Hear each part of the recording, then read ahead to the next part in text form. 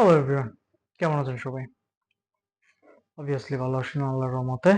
And আজকে আমার লাইফের একটা গল্প দিয়ে ওটাই শেয়ার করতে চাচ্ছি। আমি যখন স্ট্যান্ডার্ড চার্টার্ড ব্যাংকে জব করতাম অনেক বছর আগে, আমি গুলশান ব্রাঞ্চে এইচকিউতে ছিলাম।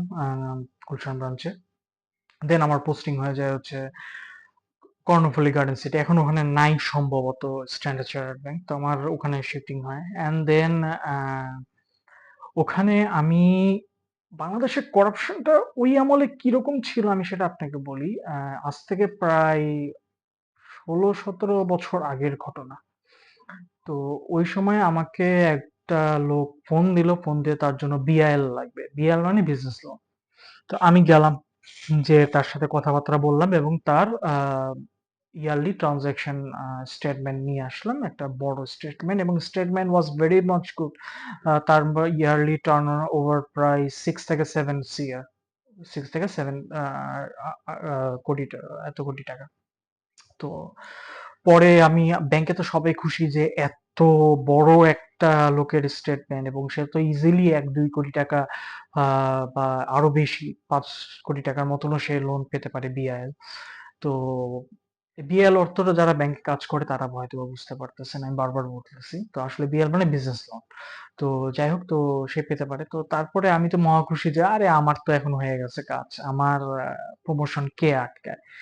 তো হঠাৎ করে আমার মনে হলো যে তার নামটা হইতেছে, যেহেতু স্ট্যান্ডার্ড চার্টার্ড ফ্র্যাঞ্চাইজ ব্যাংক, তো ওই টাইমে আমাদের একটা বাংলাদেশ ব্যাংকের সাথে একটা কোঅপারেশন ছিল যে আমরা সবকিছু ইনফরমেশন বাংলাদেশ ব্যাংক থেকে নিতে পারবো। তো আমার হঠাৎ করে মনে হলো এই লোকটার নামটা সার্চ দিয়ে একটু দেখা উচিত, এই লোকের বাংলাদেশ ব্যাংকের কি তার স্ট্যাটাসটা কি। তো বাংলাদেশ ব্যাংকে যে স্ট্যাটাস দিয়েছে তাকে দিছে ডেট। ডেট মানে সে আর কোনোদিন কোনো জায়গায় কোনো ব্যাংক থেকে লোন নিতে পারবে না। সে অলরেডি 22টা ব্যাংক থেকে তার লোন নেওয়া, এবং সে হইতেছে আহ 22টা ব্যাংকের যে লোন নিয়েছে সেই লোন সে পরিশোধ না করে সে এখন বিন্দাস লাইফ লিড করতেছে এবং পশ লাইফ লিড করতেছে। তো এই হচ্ছে আমাদের দেশের করাপশন। এটা হচ্ছে বড় লোকদের করাপশন। তো ভাই, এই করাপশন করে কয়েকদিন বাঁচবা? একদিন না একদিন তো একটা জায়গায় যেতে হবে। আমি যে জায়গায় যাব, তুমিও সেই জায়গায় যাবা। তো যাই হোক, এটাই ছিল আমার মানে মানে আমার খুব ইন্টারেস্টিং একটা লাগছিল একটা স্টোরি, মানে আমার লাইফে ঘটে যাওয়া। তো আপনাদের সামনে একটু শেয়ার করলাম। আপনাদের কেমন লাগলো কমেন্টসে একটু জানাবেন। Thank you.